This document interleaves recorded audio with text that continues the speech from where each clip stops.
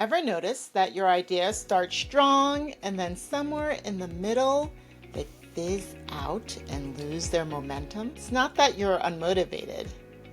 It's that ideas lose momentum when you're working in isolation. That's why we sprint together in the Hatchery, to move ideas forward with structure and support. Let's talk about the power of focus time.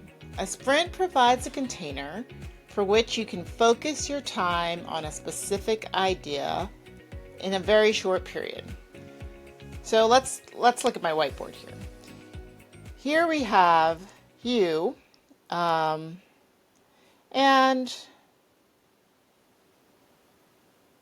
I got you sprinting along. So your sprint, just like in any running race, you've got your intervals. You don't want to go too fast, but you don't want to go too slow. Otherwise, you're not going to reach right here your finish line. If we have a sprint, we can create it in as long or short a duration of time period that we want to have. I like to use intervals of 6 weeks. It's long enough that you have time to get your idea done, but short enough that it's going to make you move your idea forward. So let's look back down at my sprinter. That's you, and you've got one focused idea that you are moving along in your sprint. And that sprint is chopped up into 1, 2, 3, 4, 5, 6 sprinting intervals.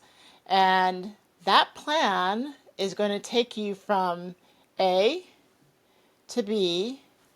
And in the hatchery, I like to do them in 6-week intervals, but you can create your sprint for whatever time period you want.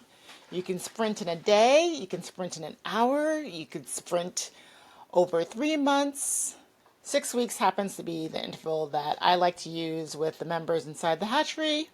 As I said before, it's long enough to get something really specific done, and short enough to light a fire under you. The beauty and the magic of the sprint is that you are not doing the sprint alone.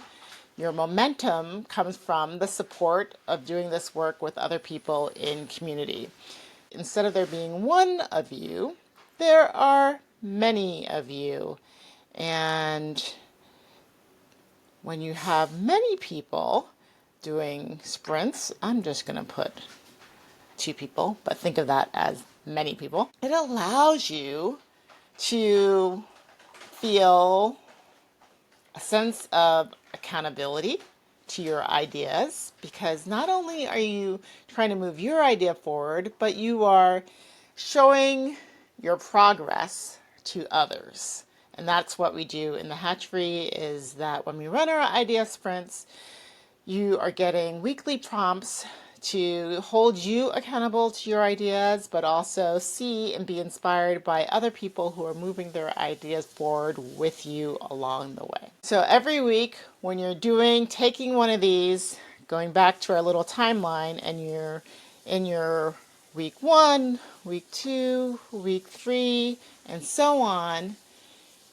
it's great because you are seeing the progress of other people, which is going to hold you more accountable to your ideas as well as the ideas of the people in the group.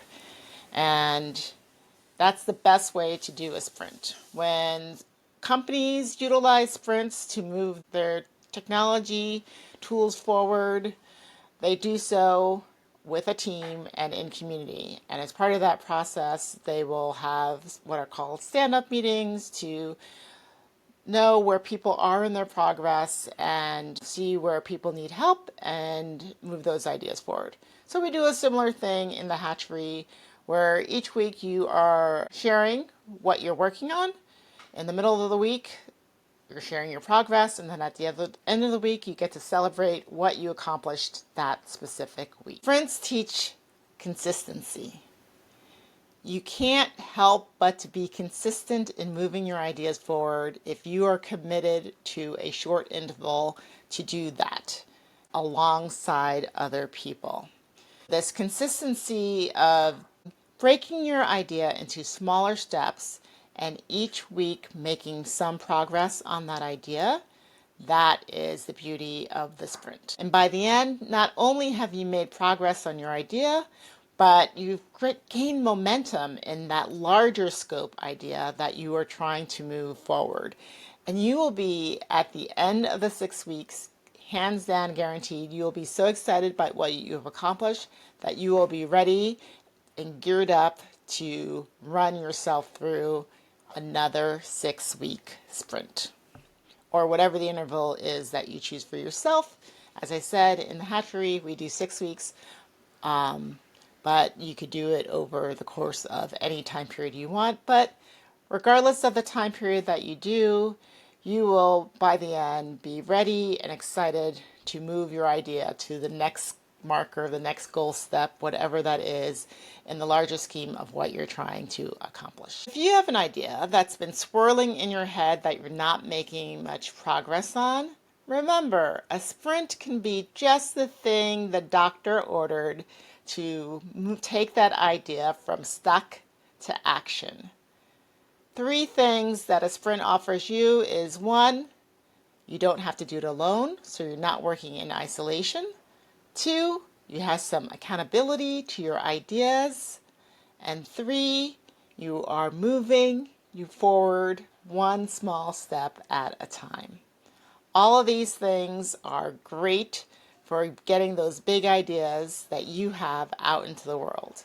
Less isolation, a little accountability, some clarity and focus, and courageous action. If you would like some support in the ideas that you have and getting out of that swirl and moving into action, I encourage you to join us in the hatchery. We do these 6-week sprints on a regular basis, and you can find the information down in the description below. And while you're down there, in the comments, let us know what's one idea you would like to accomplish in a 6-week sprint, and finally make that idea take flight.